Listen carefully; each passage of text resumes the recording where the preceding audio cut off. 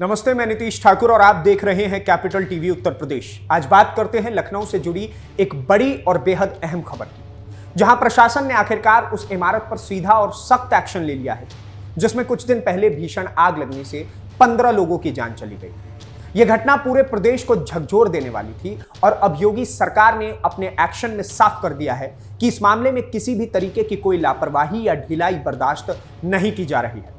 दरअसल लखनऊ विकास प्राधिकरण यानी एलडीए, लखनऊ डेवलपमेंट अथॉरिटी के अधिकारियों ने अलीगंज इलाके में स्थित जो कोचिंग संस्थान जिसमें इमारत में आग लगी थी उस पर ध्वस्तीकरण का नोटिस ही चिपका दिया है। बता दें कि इसी इमारत में 22 जून को भीषण आग लगी थी जिसमें 15 लोगों को बेहद दर्दनाक मौत हो गई थी।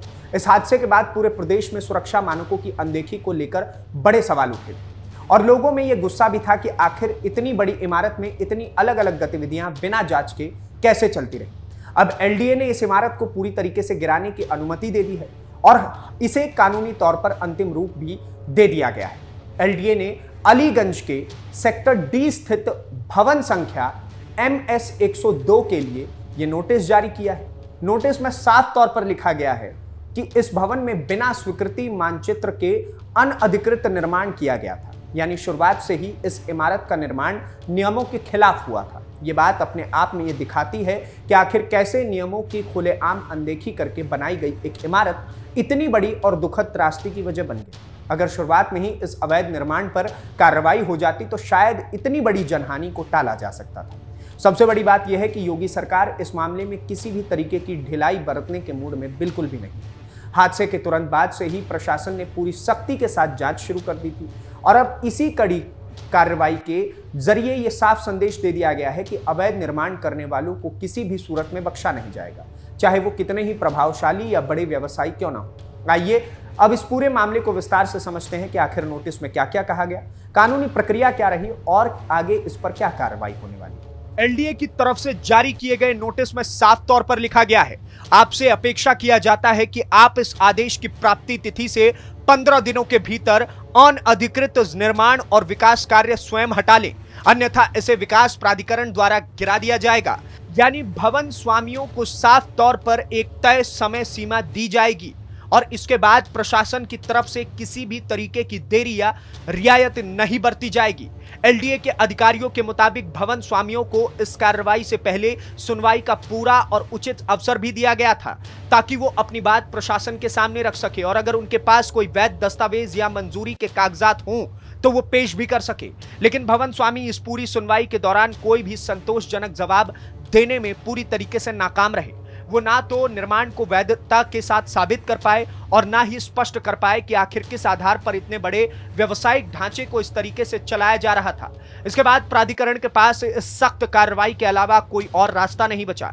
आदेश में यह भी बेहद साफ शब्दों में निर्देश दिया गया कि अगर तय 15 दिनों की समय सीमा के भीतर भवन स्वामी खुद अनअधिकृत निर्माण को नहीं हटाते हैं तो प्राधिकरण खुद बुलडोजर की कार्रवाई करेगा। और सबसे दिलचस्प और अहम बात यह है कि इस पूरी ध्वस्तीकरण कार्रवाई पर जो भी खर्च आएगा वो भवन स्वामियों से ही राजस्व के तौर पर वसूला जाएगा। यानी ये सख्ती सिर्फ इमारत गिराने तक सीमित नहीं है बल्कि दोषी भवन स्वामियों को आर्थिक रूप से भी पूरी तरीके से जिम्मेदार ठहराया जा रहा है ताकि भविष्य में कोई भी इस तरीके की लापरवाही दोबारा हिम्मत ना करे करने की। यह पूरा आदेश उत्तर प्रदेश नगर योजना एवं विकास अधिनियम 1973 की धारा 27 के तहत सक्षम प्राधिकारी द्वारा जारी किया गया है, जिससे यह पूरी तरह कानूनी और आधिकारिक कार्रवाई बन जाती है। यह दिखाता है कि योगी सरकार सिर्फ बयानबाजी नहीं कर रही बल्कि पूरी तरीके से कानून के दायरे में रहकर ठोस, तेज और असरदार कदम उठा रही है ताकि यह कार्रवाई आगे कानूनी अड़चनों में ना फंसे। अब सवाल यह उठता है कि आखिर इस इमारत में इतनी बड़ी लापरवाही कैसे और क्यों कि एक साथ इतनी अलग अलग तरीके की व्यावसायिक गतिविधियां चल रही थी और किसी भी प्रशासनिक अधिकारी को इसकी भनक तक नहीं लगी। यह सवाल इसलिए भी अहम है क्योंकि जिस तरह से यह इमारत इस्तेमाल की जा रही थी वो अपने आप में सुरक्षा नियमों की खुलेआम धज्जियां उड़ाने जैसा था। जानकारी के मुताबिक जिस इमारत में यह भीषण आग लगी थी उसके बेसमेंट, ग्राउंड फ्लोर और पहली मंजिल पर पेट शॉप और क्लिनिक जैसी दुकानें संचालित हो रही थी। यानी एक ऐसी इमारत जहां जानवरों की दुकानें थी और मेडिकल क्लिनिक भी चल रहा था, वहीं ठीक ऊपर की मंजिल पर सैकड़ों बच्चे रोजाना कोचिंग भी पढ़ने आते थे। यह अपने आप में बेहद खतरनाक संयोजन था क्योंकि पेट शॉप और क्लिनिक जैसी जगहों पर आग लगने का खतरा हमेशा ज्यादा रहता है और ऐसे में ऊपर पढ़ने वाले बच्चों की जान हमेशा जोखिम में रहती है। इसके साथ ही दूसरी मंजिल पर लर्निंग स्पेस नाम की एक कोचिंग सेंटर चल रहा था और उसी के साथ हेड हॉपर स्टूडियो नाम की एक और यूनिट भी संचालित हो रही थी, जहां 3D आर्ट प्रोडक्शन और गेम एसेट आउटसोर्सिंग जैसा तकनीकी काम किया जाता था। यानी एक ही इमारत में इतनी अलग अलग और असंबंधित गतिविधियां चल रही थी कि अगर कोई हादसा होता तो बचाव और निकासी का रास्ता ढूंढना ही सबसे बड़ी चुनौती बन जाता। और अफसोस की बात यह है कि ठीक यही हुआ। जब आग लगने के बाद अंदर मौजूद लोग सुरक्षित बाहर नहीं निकल पाए, तब योगी सरकार इस मामले को बेहद गंभीरता से अब लेने को तैयार है, क्योंकि यह सिर्फ एक इमारत के अवैध निर्माण का मामला नहीं है, बल्कि यह उस संस्थागत और प्रशासनिक लापरवाही का भी सीधा नतीजा है जिसकी वजह से 15 मासूम लोगों की जान चली गई। यही वजह है कि सरकार अब सिर्फ इस एक इमारत तक सीमित नहीं रहना चाहती, बल्कि पूरे शहर में इस तरह के अवैध और असुरक्षित भवनों पर नकेल कसने के बड़े पैमाने पर तैयारी में जुट गई। इस पूरे हादसे के बाद प्रशासन ने साफ कर दिया है कि अब शहर में चल रहे तमाम कोचिंग संस्थानों, क्लिनिकों और व्यावसायिक भवनों की जांच और तेज की जाएगी। अधिकारियों का कहना है कि जिन भी इमारतों में बिना स्वीकृत नक्शे के निर्माण हुए हैं या जहां फायर सेफ्टी के नियमों की अनदेखी की गई है, उन सभी पर आने वाले दिनों में इस तरीके की सख्त कार्रवाई की जाएगी। यह अभियान सिर्फ अलीगंज तक सीमित नहीं रहेगा, बल्कि लखनऊ के हर उस इलाके में चलाया जाएगा जहां इस तरीके की अनियमितताओं की आशंका है। गौर करने वाली बात यह है कि योगी सरकार ने इस पूरे मामले में बेहद तेजी दिखाई है। हादसे के कुछ ही हफ्तों के भीतर जांच पूरी करके नोटिस जारी करना और सीधे ध्वस्तीकरण की अनुमति देना यह दिखाता है कि सरकार अब किसी भी तरीके से सुस्ती या ढिलाई के मूड में नहीं है। पहले जहां इस तरीके के मामलों में सालों की कार्रवाई फाइलों में लटकी रहती थी, वहीं अब हफ्तों में भीतर ठोस और दिखने वाला एक्शन लिया जा रहा है, जिससे आम जनता का प्रशासन पर भरोसा भी बढ़ता है।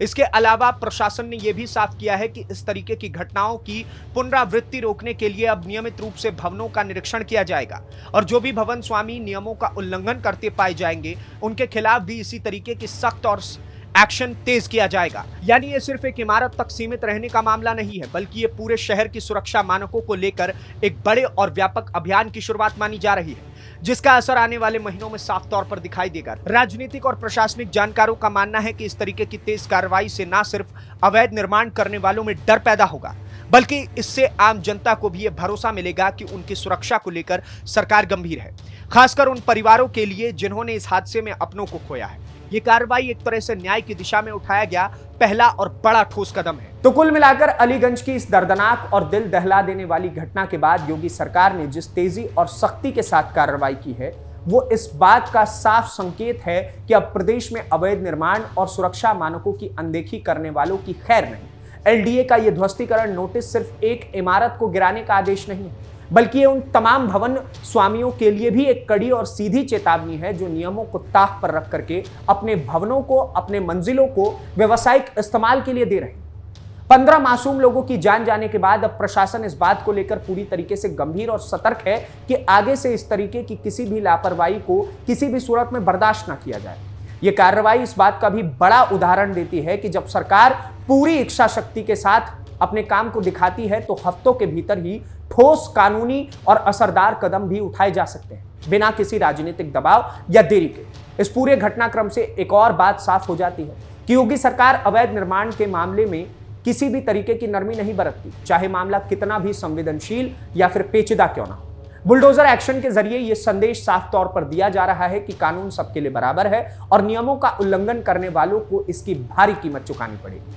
अब सबसे बड़ा सवाल यह है कि क्या इस तरह से सख्त कार्रवाई से भविष्य में इस तरीके के जो हादसे हैं वो पूरी तरीके से रोके जा सकते हैं? क्या शहर के बाकी अवैध और असुरक्षित भवनों पर भी इसी तेजी और सख्ती के साथ एक्शन लिया जाएगा? और क्या इस पूरे अभियान से आम जनता का प्रशासन पर से भरोसा और मजबूत होगा? फिलहाल इतना जरूर तय है कि योगी सरकार ने इस मामले में जो सख्त और त्वरित रुख अपनाया है वो जनता की सुरक्षा को लेकर सरकार की गंभीरता को साफ तौर पर दिखाता है। बाकी आप क्या सोचते हैं इस पूरी खबर को लेकर के? और जिस प्रकार से योगी सरकार लखनऊ कोचिंग कांड के बाद से जिस प्रकार से उसमें आग लगी थी और उसके बाद से पूरे के पूरे ना केवल लखनऊ बल्कि पूरे के पूरे प्रदेश के अंदर जो लगातार एक्शंस ले रही है उसको लेकर के हमें कमेंट बॉक्स में जरूर बताइए। और इस प्रकार के और वीडियोस को देखने के लिए कैपिटल टीवी उत्तर प्रदेश को सब्सक्राइब कीजिए। धन्यवाद, नमस्कार, जय हिंद, जय भारत।